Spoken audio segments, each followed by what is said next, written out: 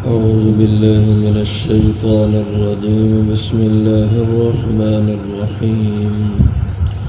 وربك أعلم بمن في السماوات والأرض ولقد فضلنا بعض النبيين على بعض وآتينا داود زبورا. قل ادعوا الذين زعمتم من دونه فلا يملكون كشف الضر عنكم ولا تحويلا. أولئك الذين يدعون يبتغون إلى ربهم الوسيلة أيهم أقرب ويرجون رحمته ويخافون عذابه إن عذاب ربك كان محذورا. وربك عالم، اور تیرا پروردگار خوب جانتا ہے، بمن فی السماوات والارض، ان کی صلاحیتوں کو جو آسمانوں میں ہیں اور جو زمین میں ہیں. وَلَقَدْ فَضَّلْنَا، اور بتا تحقیق ہم نے فضیلت دی، بعض النبیین علی بعض، بعض پیغمبروں کو بعض پر. وَآتَيْنَا داود زبورا، اور دی ہم نے حضرت داود علیہ السلام کو زبور. قل کہہ دیجئے، ادعوا الذین، پکارو ان لوگوں کو، زعمتم، ادعوا الذین کہ پکارتے ہو تم ان لوگوں کو، زعمتم من دونہ، جنہیں تم گمان کرتے ہو اللہ کے سوا اپنا معبود. فلا یملکون، پس نہیں ہے وہ اختیار رکھتے، کشف الضر عنکم، تکلیف کو دور کرنے کا تم سے، ولا تحویلا، اور نہ ہی اس کو منتقل کرنے کا. اولئک الذین، وہ لوگ، یدعون، جن کو یہ پکارتے ہیں، یبتغون، وہ تو خود تلاش کرتے ہیں، الی ربہم الوسیلہ، اپنے رب کی طرف وسیلہ، قرب. ایہم اقرب، کہ کون ان میں سے زیادہ قریب ہو جائے. ویرجون رحمت، اور وہ امید رکھتے ہیں اس کی رحمت کے. وَيَخَافُونَ عَذَابَ، اور ڈرتے ہیں اس کی پکڑ سے، اس کے عذاب سے. إِنَّ عَذَابَ رَبِّكَ، بے شک عذاب تیرے رب کا، کان محذورا، وہ ہے کہ اس سے ڈرا جائے.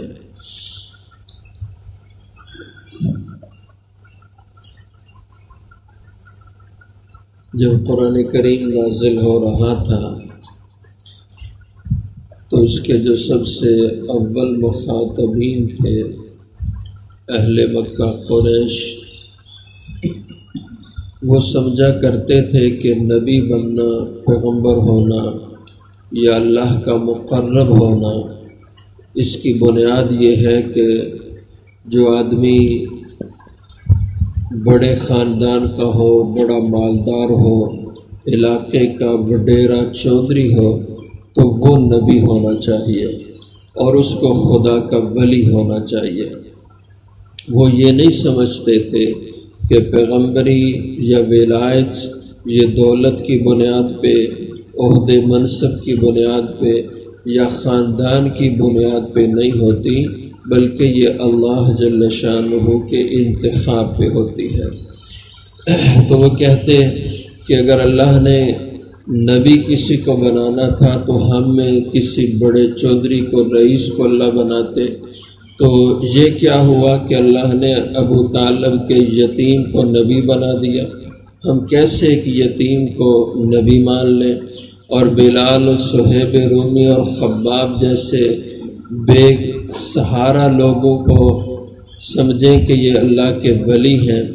تو یہ، اور پھر شرفائے مکہ، رؤسائے مکہ یہ دوزخی بن جائیں، یہ کیسی منطق ہے؟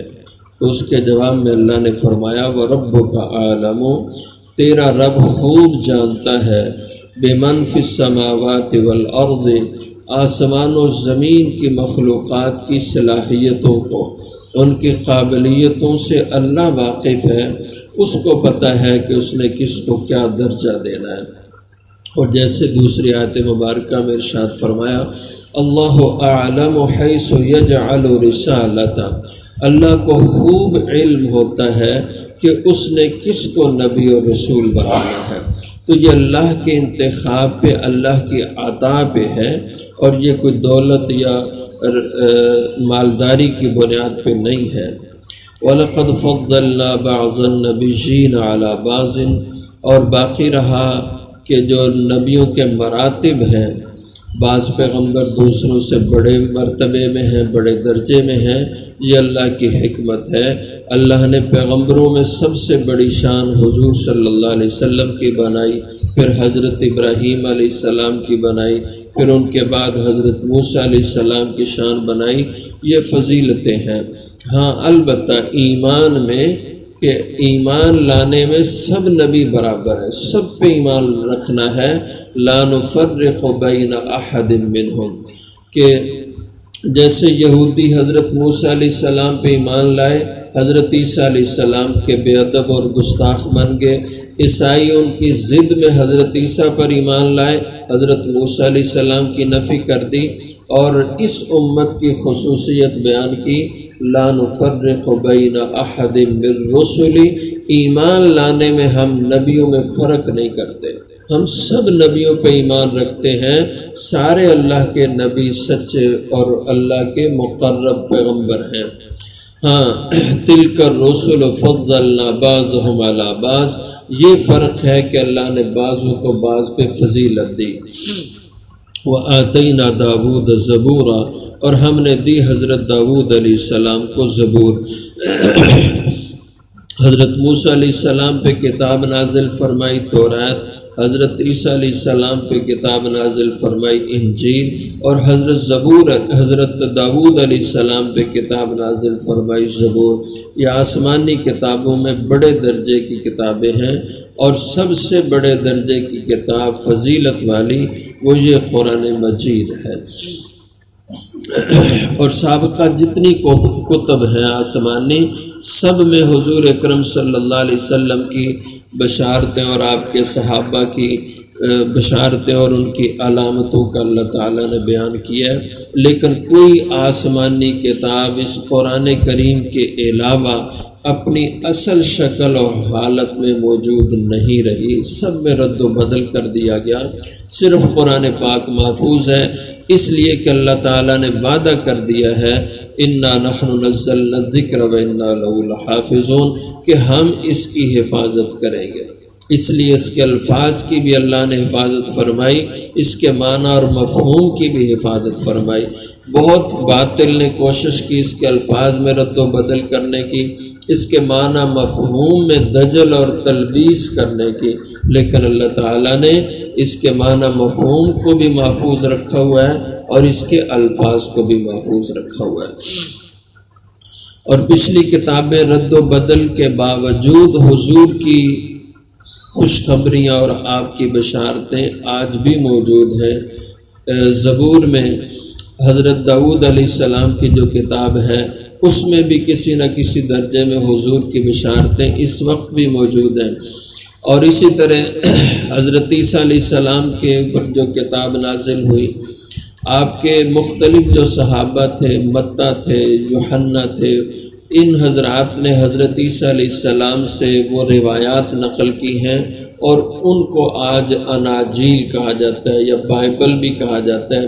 جتنی بھی پہلی کتابیں آج کل عموماً اس کو بائبل کا نام دے دیا گیا ہے، کتاب مقدس کا نام دے دیا گیا ہے۔ اس کے اندر بھی آج بھی اشارات حضور کی ذات اقدس کے موجود ہیں۔ مثلاً ایک آیت مبارکہ میں انجیل یوحنا میں، جو یوحنا تھے عیسیٰ علیہ السلام کے شاگرد صحابی، ان سے جو روایت ہے انجیل، اس میں یہ اب بھی الفاظ موجود ہیں کہ حضرت عیسیٰ علیہ السلام نے اپنے حواریوں سے فرمایا کہ میں اب جاتا ہوں اور میرے بعد دنیا کا سردار آئے گا اور مجھ میں اس کا کچھ بھی حصہ نہیں۔ یہ اس آیت کے الفاظ ہیں میں اب جاتا ہوں، میرے بعد دنیا کا سردار آتا ہے اور مجھ میں اس کا کچھ بھی نہیں ہے۔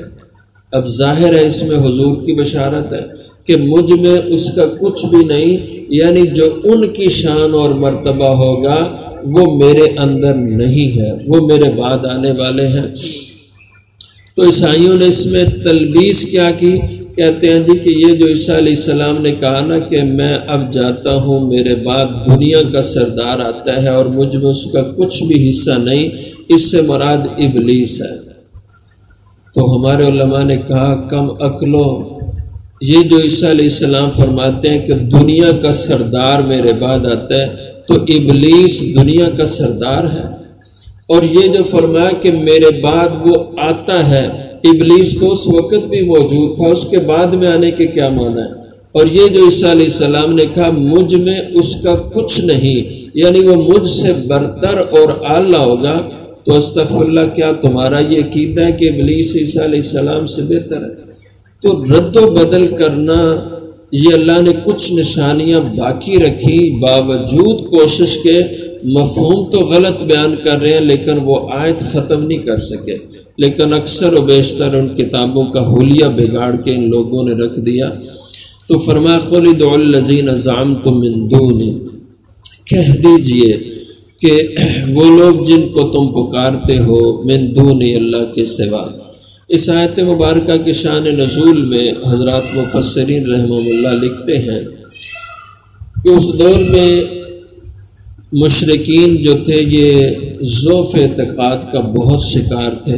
آج جیسے اب مسلمان ہو گئے ہیں پھر ضعف اعتقاد، وہم پرستی کا شکار ہو گئے ہیں، اور یہ لوگ گھروں سے باہر جاتے بیابانوں میں، جنگلوں میں، تو جنات کی مدد لیتے تھے، ان کے نام کے جنتر منتر بنائے ہوئے تھے، وہ پڑھتے تھے، اور کچھ کھانے ان کے لیے بیابانوں میں چھوڑ دیتے تھے کہ یہ تم کھا لو اور ہمیں اس سفر میں تکلیف نہ دینا۔ تو اس طرح مکہ اور طائف کے بیچ میں وجہہ ایک جگہ تھی، اور آج بھی جب مکہ معظمہ سے طائف کی طرف جائیں تو پچھلے 2-3 سفر میں ہم گئے تو واقعی عجیب پہاڑوں کے بیچ میں وادی ہے، تو اس وادی میں ایک خوف کا سما ہوتا ہے، ایسے آدمی کو محسوس ہوتا ہے کہ جیسے یہ بڑی خوفناک جگہ ہیں۔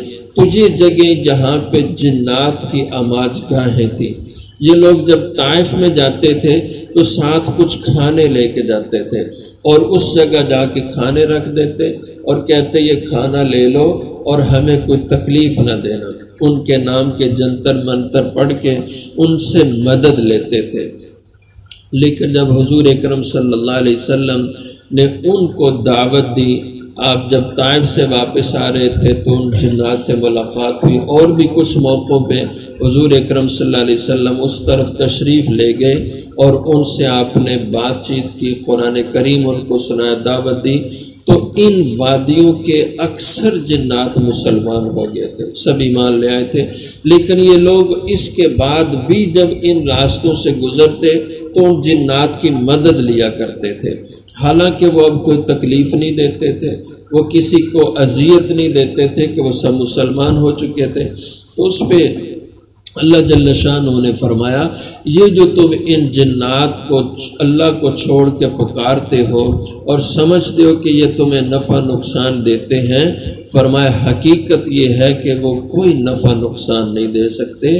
قل کہہ دیجئے ادعوا الذین زعمتم من دونی، کہ پکارو تم ان لوگوں کو جن کو تم اللہ کے سوا اپنا مشکل کشا سمجھتے ہو، یعنی جنات کو، اور ان کو اپنا حاجت روا سمجھتے ہو، لیکن حقیقت یہ ہے فلا یملکون، بس نہیں وہ اختیار رکھتے کشف الضر عنکم، تکلیف، بیماری، پریشانی، مصیبت دور کرنے کے عنکم تم سے، ولا تحویلا، اور نہ منتقل کرنے کے کہ تم سے بالکل تکلیف کو ختم کر دیں یا تحویل کر دیں کہ تم سے تکلیف ہٹا کر کسی اور پہ ڈال دیں، انہیں اس کی کوئی قدرت نہیں ہے۔ جیسے قرآن کریم اللہ جل شانہ نے دوسری آیت میں فرمایا وَيَمْسَسْكَ اللَّهُ بِضُرٍّ فَلَا كَاشِفَ لَهُ إِلَّا هُوَ، اگر تمہیں اللہ کوئی تکلیف دینا چاہے تو کوئی دنیا کی طاقت تم سے وہ تکلیف ہٹا نہیں سکتی۔ وَإِن يُرِدْكَ بِخَيْرٍ فَلَا رَادَّ لِفَضْلِهِ، اگر خدا تمہیں خیر بھلائی اور راحت دینا چاہے تو کوئی دنیا کی طاقت تمہارا بگاڑ نہیں سکتی۔ تو یہ عقیدہ توحید ہے، اللہ کی ذات پر ایمان اور ایقان رکھنا کہ نفع نقصان کی قدرتیں اور انسان کی مشکل کشائی اور حاجت روائی کی قدرتیں سب اللہ کی ذات کے پاس ہیں۔ نہ ہی کوئی اللہ کا مقرب اور محبوب اور ولی وہ مشکل کشا ہو سکتا ہے، حاجت روا ہو سکتا ہے، نفع رساں ہو سکتا ہے، یہ سب اللہ میں قدرتیں ہیں۔ ہاں جو اللہ کے مقربین ہیں وہ اللہ کے محبوبین ہیں، لیکن خدا نہیں ہو سکتے۔ خدا کے مقرب اور اللہ کے ولی وہ اللہ کے محبوبین ہیں، لیکن اللہ کے مقابلے میں مشکل کشا نہیں ہے، حاجت روا نہیں ہے، نفع رساں نہیں ہے۔ اولاد دینا نہ دینا یہ اللہ کا اختیار ہے، یہ کسی ولی کا اختیار نہیں ہے۔ جو ہم لوگ سمجھتے ہیں کہ یہ فلاں ہستی نے اولاد دے دی، بیٹا فلاں ہستی نے دے دیا، یہ میری دکانداری فلاں نے چلا دی، یہ میرا کاروبار فلاں نے کھول دیا، ایسا نہیں ہے۔ یہ ساری قدرتیں اللہ کی ذات کو حاصل ہیں۔ فرمایا جن کو تم پکارتے ہو اللہ کو چھوڑ کر، اولئک الذین، وہ لوگ یدعون جن کو یہ پکارتے ہیں اللہ کو چھوڑ کر، وہ جنات ہیں اور دوسری ہستیاں، یبتغون الی ربہم الوسیلہ، وہ تو خود اپنے رب کی طرف وسیلہ چاہتے ہیں۔ وسیلہ کا معنی ہوتا ہے قرب خدا بندی، اللہ کا قرب حاصل کرنا، یا وسیلہ کے معنی یہ بھی ہوتے ہیں کہ کسی تک رسائی حاصل کرنا، کسی کی طرف پہنچنا محبت کے اور ذوق کے ساتھ۔ تو وہ تو خود اللہ کی ذات کا قرب حاصل کرنے کی کوشش میں ہوتے ہیں۔ یبتغون، وہ تو تلاش میں خود ہیں، الی ربہم، اپنے رب کی طرف، وسیلہ راستے کی۔ وہ تو ہر وقت یہ چاہ رہے ہیں کہ اللہ کا قرب حاصل کر لیں، ایہم اقرب، کہ وہ کتنے خدا کے قریب ہو جائیں۔ تو جو خود اللہ کا وسیلہ چاہتے ہیں تم ان کو خدا کا وسیلہ بناتے ہو۔ وَيَرْجُونَ رَحْمَتَ، اور وہ تو خود خدا کی رحمت کے امیدوار ہیں۔ وَيَخَافُونَ عَذَابَ، اور وہ تو خود اللہ کی پکڑ سے اور اس کے عذاب سے ڈرتے رہتے ہیں۔ وہ خود اللہ کی ذات کے خوف میں ہیں اور تم ان کے خوف میں ہو کر ان کی پوجا کرتے ہو۔ ان عذاب ربک کان محذورا، بے شک تیرے رب کا عذاب ہے ہی اتنا خوفناک اور اتنا ڈراونا کہ کان محذورا، حق ہے کہ اسی سے ڈرا جائے۔ اللہ کے عذاب سے، اس کی پکڑ سے انسان کو ڈرتے رہنا چاہیے کہ اس کی نافرمانی کے نتیجے میں کہیں خدا کی پکڑ نہ آ جائے۔